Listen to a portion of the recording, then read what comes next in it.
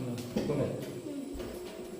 Students, स्वागत है आज आपके अपने YouTube channel JMS tuition centre में। मैं पंडित रमेश कुमार आज के वीडियो में आप लोगों के लिए लेकर आया हूँ 12वीं कक्षा का हिस्ट्री यानी कि इतिहास विषय का चैप्टर 6, जिस चैप्टर 6 का नाम है सूफी भक्ति परंपरा है।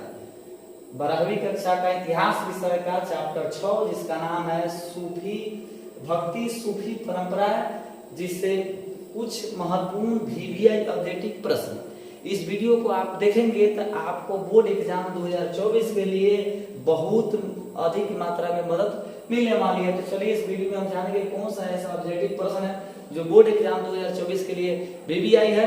चलिए वीडियो को शुरू करते हैं और देखते हैं इस पाठ का 1 नंबर ऑब्जेक्टिव प्रश्न।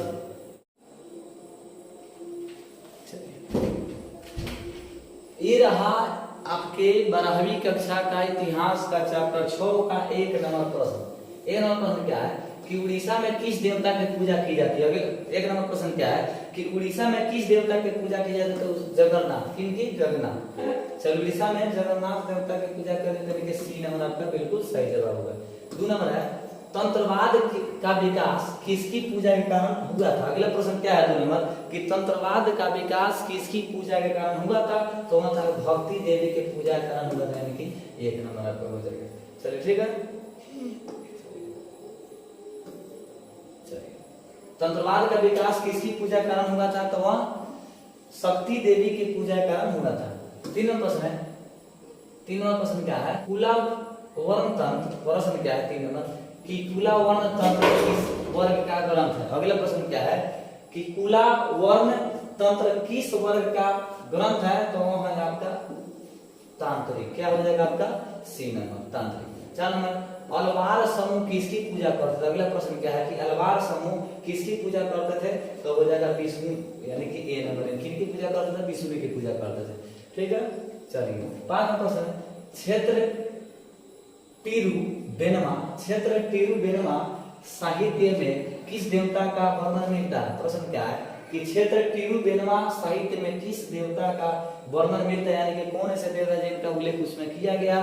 तो वहां B नंबर आपका शिव जी हो जाएगा, आपका B नंबर शिव जी। ठीक है, चलिए 5 नंबर है वीर शैव संप्रदाय की उन्नति कहाँ हुई थी। अगला प्रश्न क्या है कि वीर शैव संप्रदाय की उन्नति कहाँ हुई थी। तो वो उन्नति जो थी वह कर्नाटक में हुई थी। कहाँ हुई थी?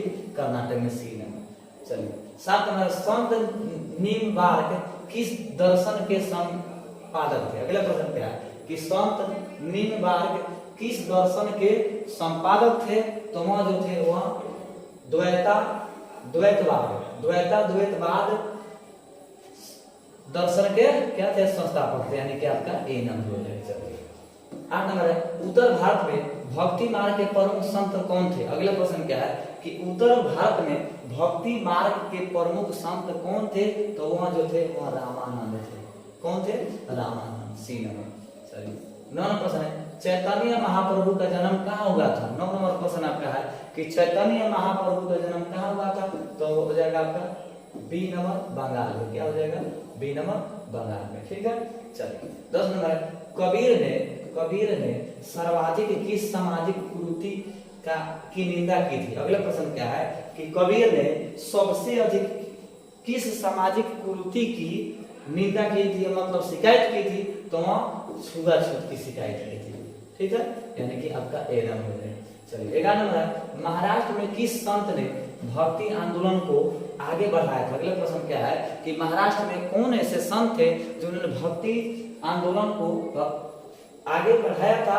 तो आपका हो जाएगा संत नामदेव। क्या हो जाएगा? B नंबर संत नामदेव। 12 नंबर अजमेर के दरगाह पर सर्वप्रथम कौन सुल्तान आया था। अगला प्रश्न क्या है कि अजमेर के दरगाह पर सर्वप्रथम कौन सुल्तान था जो आया था। तो कौन सुल्तान हो जाएगा आपका B नंबर मोहम्मद बिन तुगलक। क्या हो जाएगा आपका उत्तर? B नंबर मोहम्मद बिन तुगलक। चलिए 13 नंबर बाबा फरीद ने अपने उपदेश किस भाषा में दिए थे। अगला प्रश्न क्या है 13 नंबर कि बाबा फरीद ने अपने उपदेश किस भाषा में दिए थे। तो उन्होंने अपने उपदेश जो दिए थे वह पंजाबी, यानी कि C नंबर। कौन भाषा में दिए थे? तो पंजाबी भाषा में। ठीक है, समझ पा रहा है और अच्छा लग रहा है तो इसमें क्या करना आपको कमेंट करना है, कमेंट करें तो हम जान लेंगे कौन कौन ऐसे स्टूडेंट है, मेरे प्रिय स्टूडेंट है जो इस वीडियो को देखें। इसलिए आपको कमेंट करना है और शेयर करना है। चलिए, ताकि इस तरह से हम अनेक प्रकार के कंटेंट बना रहे हैं। चलिए 14 नंबर प्रश्न देते हैं। 14 नंबर, किस प्रसिद्ध संत द्वारा गीता की भक्ति टीका मराठी में लिखी गई थी? अगला प्रश्न क्या है कि किस संत के द्वारा गीता की जो भक्ति टीका थी वो मराठी भाषा में लिखी गई थी? किस प्रसिद्ध संत द्वारा गीता की भक्ति टीका मराठी में लिखी गई थी? तो हो जाएगा ज्ञानेश्वर के द्वारा, यानी कि डी नंबर। क्या हो जाएगा? डी नंबर, ज्ञानेश्वर के द्वारा।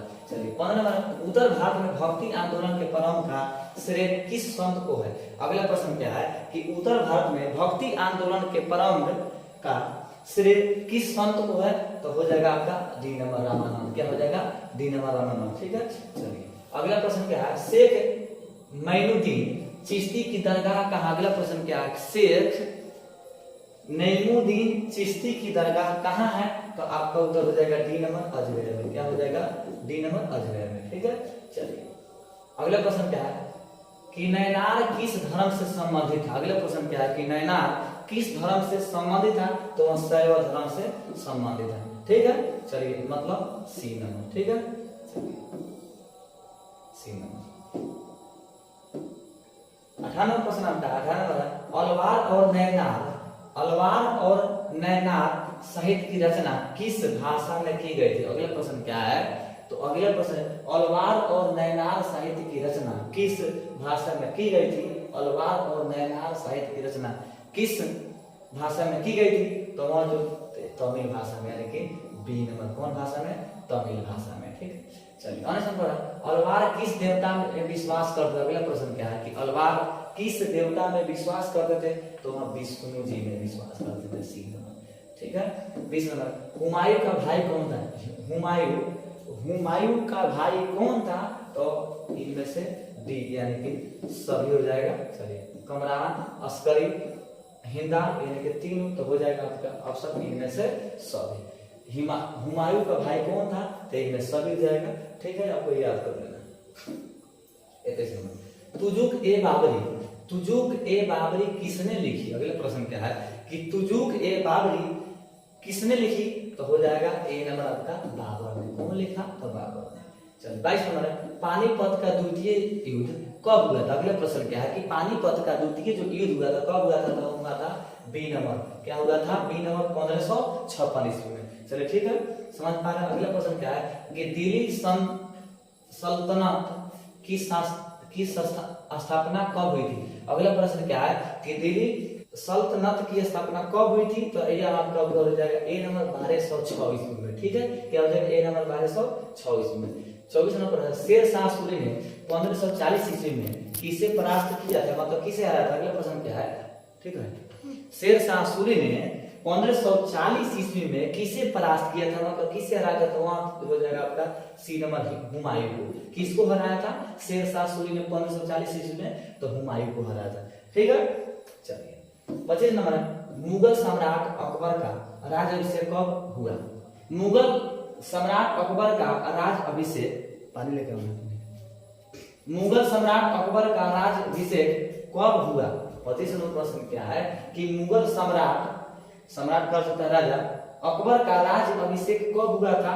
तो हो जाएगा आपका सी नंबर 1556। क्या हो जाएगा? C number 1556। 26 नंबर, लोधी वंश का अंतिम शासक कौन था? अगला प्रश्न क्या है कि लोधी वंश का अंतिम शासक कौन था? तो 26 नंबर आपका प्रश्न है, इसका उत्तर देगा सी नंबर, इब्राहिम लोधी। यानी क्या हो जाएगा? C number, Ibrahim Lodhi. ठीक है। वीडियो कैसा लगा? अच्छा लगा तो लाइक करना है, कमेंट करना। चलिए आगे बढ़ते हैं। 27 नंबर है, 27 नंबर प्रश्न है, बाबर की आत्मकथा का नाम क्या है? 27 नंबर प्रश्न क्या है कि बाबर की जो आत्मकथा है उसका नाम क्या है? तो उसका नाम है बाबरनामा। बाबर की आत्मकथा का नाम क्या है? तो उसका नाम है बाबरनामा। 27 का हो जाएगा आपका ए नंबर। आप हिंदी विषय से एमए कराएंगे तो उसमें एक पेपर होता है, यानी कि 100 नंबर का एग्जाम होता है जिसका नाम है हिंदी साहित्य का इतिहास। उसमें से 12वीं और बीए के इतिहास सब्जेक्ट से, हिंदी साहित्य के इतिहास से कुछ ऐसे ऑब्जेक्टिव पूछे जाते हैं जिस ऑब्जेक्टिव के लिए 2 अंक मिलता है। कितना अंक मिलता है?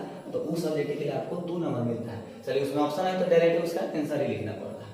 चलिए पूछे जाएगा कि बाबर की आत्मकथा का नाम क्या था? आपको सीधे बताना है बाबरनामा।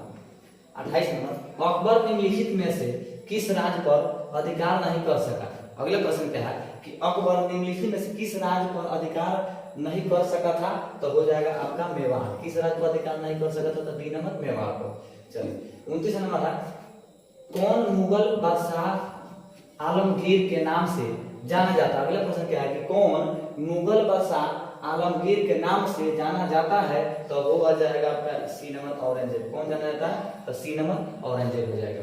कौन मुगल बादशाह आलमगीर के नाम से जाना जाता है, तो 29 का आपका उत्तर हो जाएगा सी नंबर। चलिए इसके बाद हम 30 नंबर देखते हैं। 30 नंबर, अकबर का संरक्षक कौन था। अगला प्रश्न क्या है 30 नंबर कि अकबर का संरक्षक कौन था, तो यह इसका उत्तर हो जाएगा बैरम खान, यानी कि ए नंबर। अकबर का संरक्षक कौन था, तो बैरम खान आपका उत्तर हो जाएगा। चलिए थोड़ा सा पानी पीते इसके बाद में 31 नंबर प्रश्न है।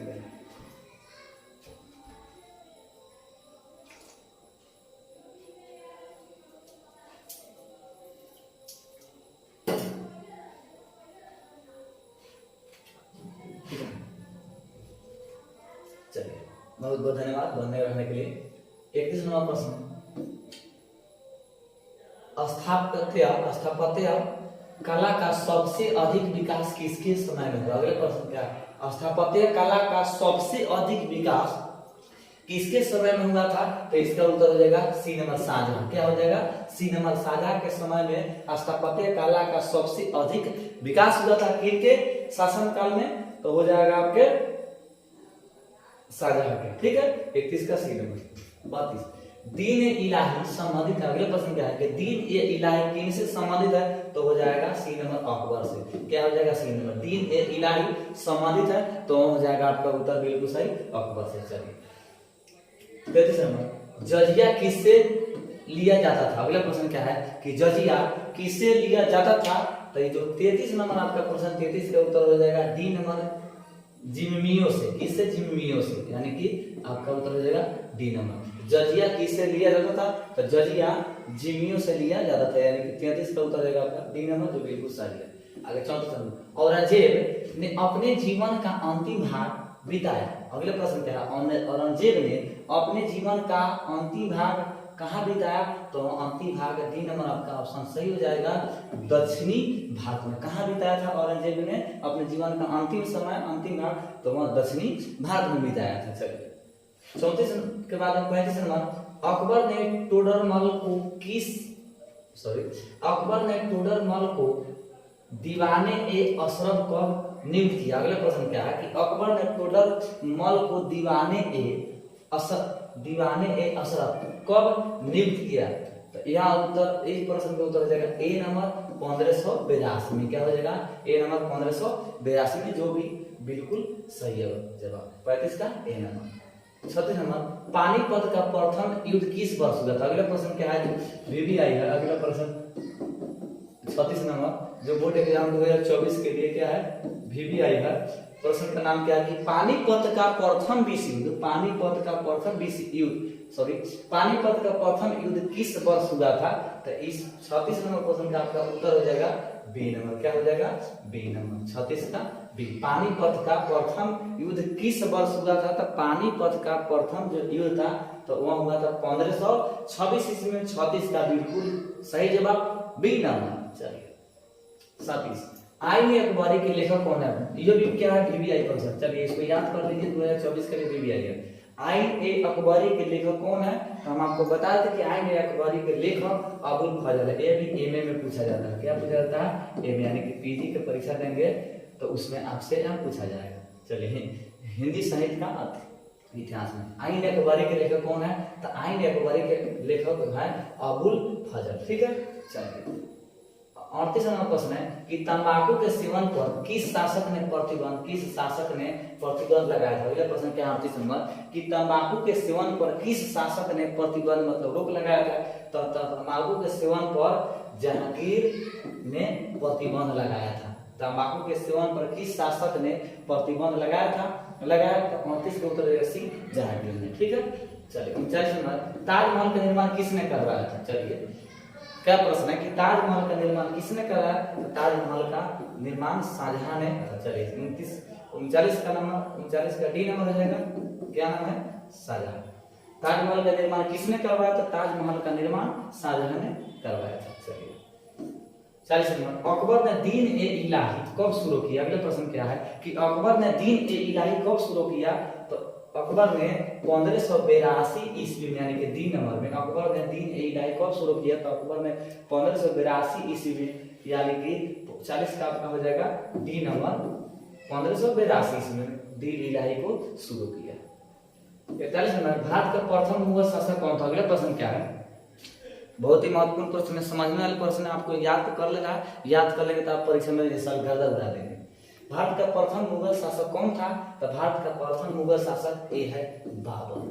ए नंबर 42, पानीपत के द्वितीय युद्ध में अकबर ने किसे पराजित किया था? अगला प्रश्न क्या है कि पानीपत के द्वितीय युद्ध में, पानीपत के द्वितीय युद्ध में अकबर ने किसे पराजित किया था? मतलब किसे हराया था? तो हेमू को। किसको हराया था?